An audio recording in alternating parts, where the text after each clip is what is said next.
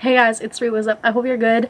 So today's video is the mid-year Freakout book tag. Okay, so I took a question from Noel Gallagher's video, and I added one because I seen it in someone else's video, don't remember who. Let's go. So, question 1 is best book you've read so far in 2022. There's 3 books I can't stop thinking about.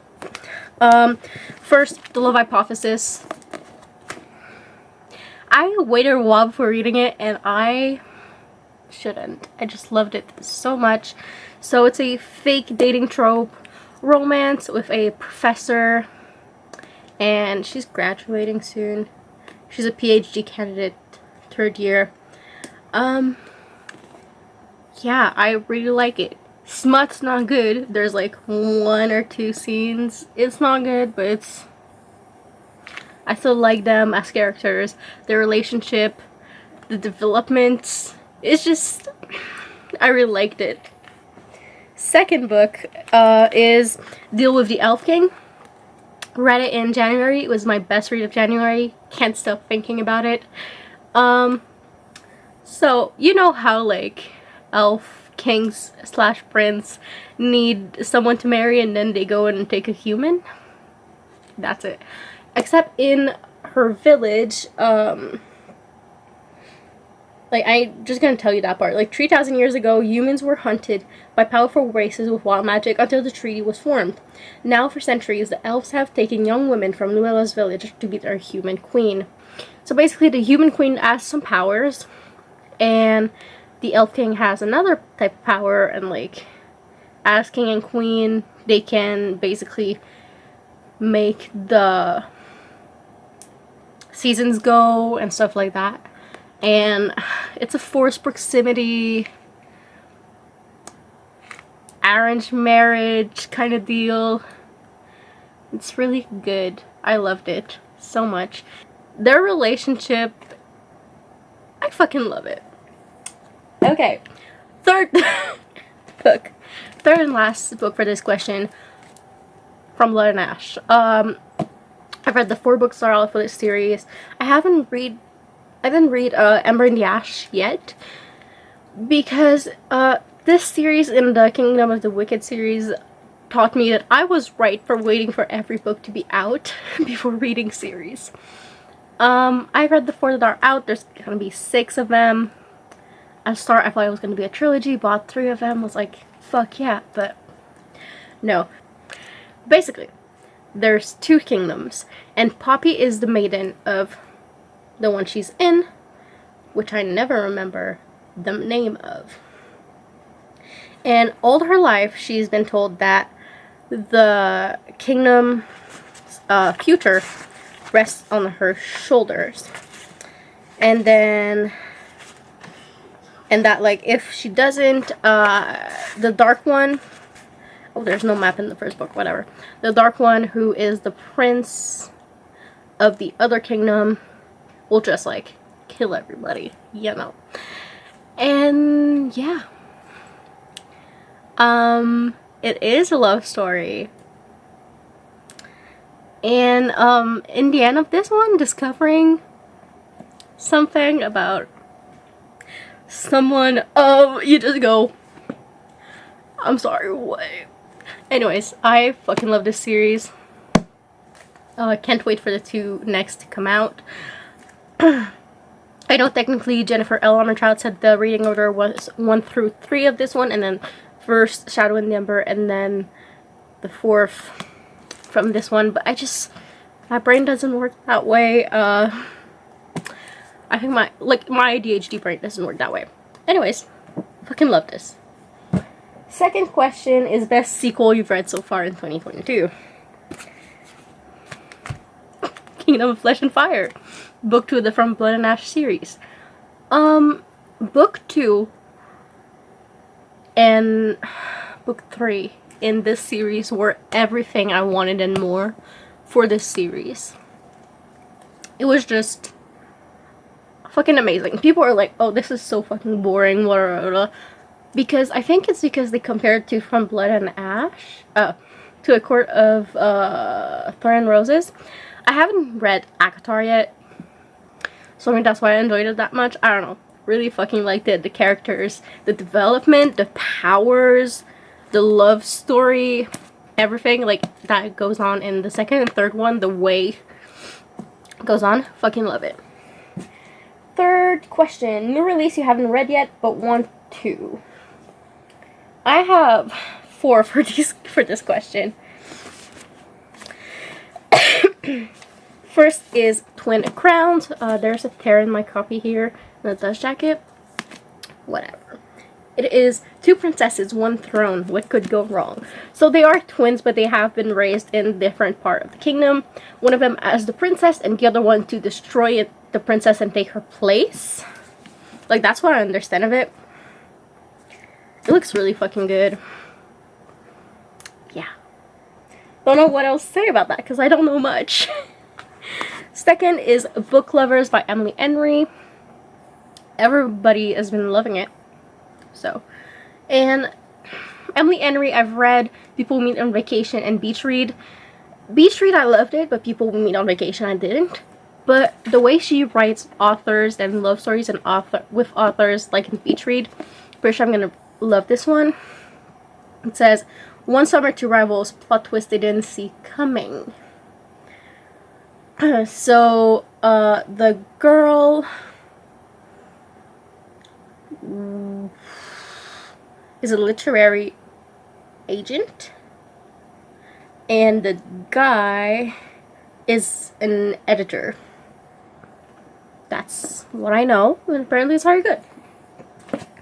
Second book on there is The Bone Orchard by Sarah A. Mueller, and his charm is a traitor, a witch, a whore, a prisoner, a survivor, and now she must also solve the Emperor's murder. So basically, Charm, the Emperor's on his deathbed, asks her to come to him and tells him, you will be the one choosing between my 3 sons, which one's gonna take the throne, depending on which one killed me. That's what I know. But she's not like someone really in the court. She just like lives her little life in a little cottage thing. Anyways, it does seem quite good. Next is Nettle and Bones. This one I'm gonna read so soon, my guy. It's not too long, so yeah, it's like 240 pages. So, also the end papers. This book is so fucking beautiful, okay? And if you, like, look at this bitch. Anyways. It says, this isn't the kind of fairy tale where the princess marries a prince. It's the one where she kills him.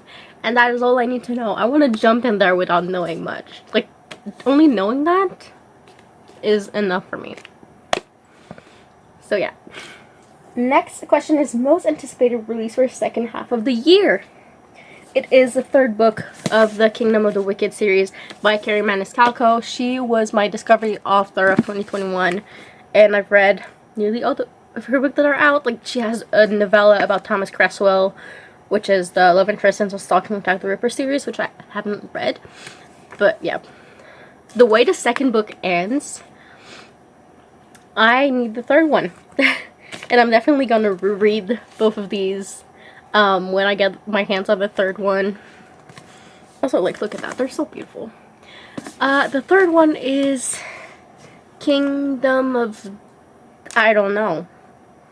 I don't remember what the name of the 3rd one is, and I don't like the cover of the 3rd one. It's red, like, you know, we got some gold, some blue. I was thinking like purple maybe. It's red. And I don't really like the title of it. Kingdom of the Feared. Like, the name's growing on me, but it's not the thing, but like, it's red. Anyways, not the best cover, but it fits with the others. Whatever. Can't wait to read it, honestly. Next question. My biggest surprise. Okay, I'm showing Den of Vipers, but I'm gonna say Reaver's Harem as a whole. I didn't think I'd like it, but I fucking love it. I've read Den of Vipers. I've read their Vampire Queen series. There's the For Psychos series. I don't remember the name of that series. Anyways, I didn't think I would love Libra's harems like that, but I do. Yeah, that's all I got to say about it. It was a fucking surprise. Next is Biggest Disappointment, and has to be the Kiss Quotient. I have a lot to say about that. The author says she discovered that she was autistic while writing an autistic character. I don't believe you. The way you write the autistic characters and the way you talk about like special interests as obsession, yes, that's how they can seem, but that's not what they are. I was so excited for the autistic main character. It is super fast paced, but not in a good way. You know, there's a lot happening and you're like, okay, and like give me more of it. I loved the family dynamic in, I think his name is Josh, is it? It's Michael. Why did I think Josh?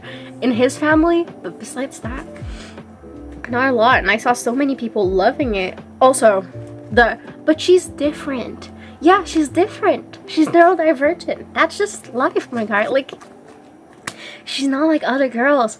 No shit.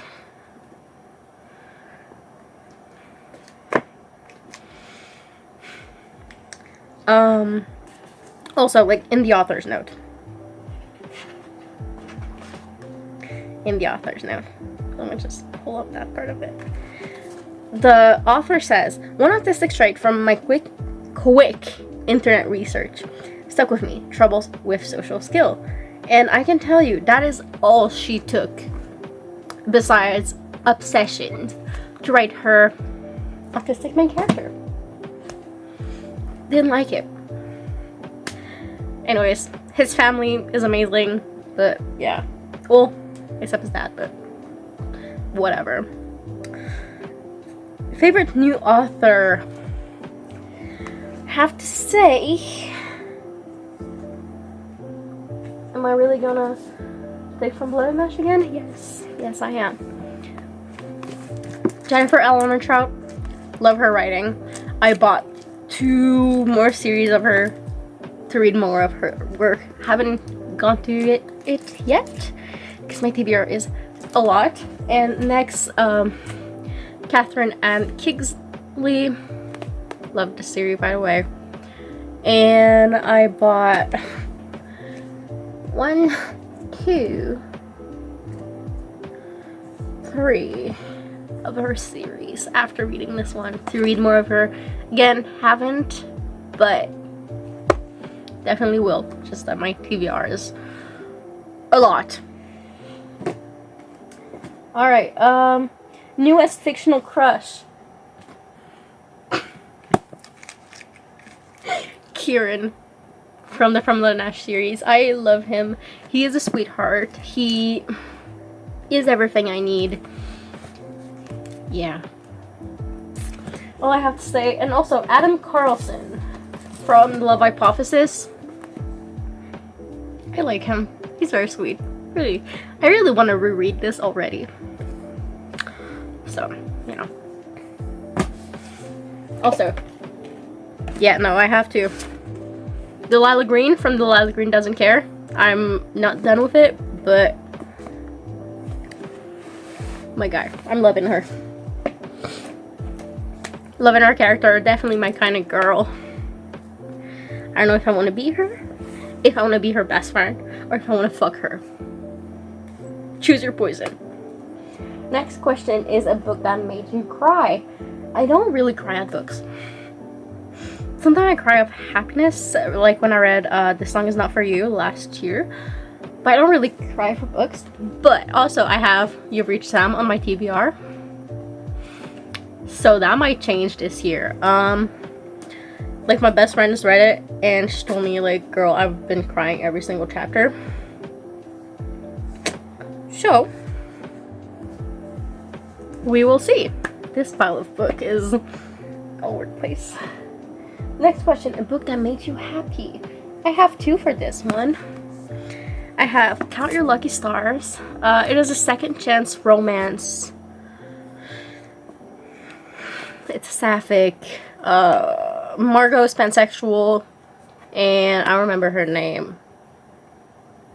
Who are you? Olivia is bisexual. I love it. They're so sweet. Yeah, second chance romance. You can read it on its own, but it maybe won't make sense if you haven't read Written the Stars and Hang the Moon, because like it's the same set of characters. Another that made me happy. I love happy queer stories where queer people don't get killed. So, Heartstopper. Finally read it this month, and I love it. They're so sweet. And can I tell you, character design speaking, Charlie, fucking love him. But personality-wise, Nick, we need to protect him at all costs, okay? Next is most beautiful book you've bought so far this year or received. I need to go back with Twin Crowns. I don't know why. I love it so much. Like, I love this cover so much. Yeah, just love this cover so much.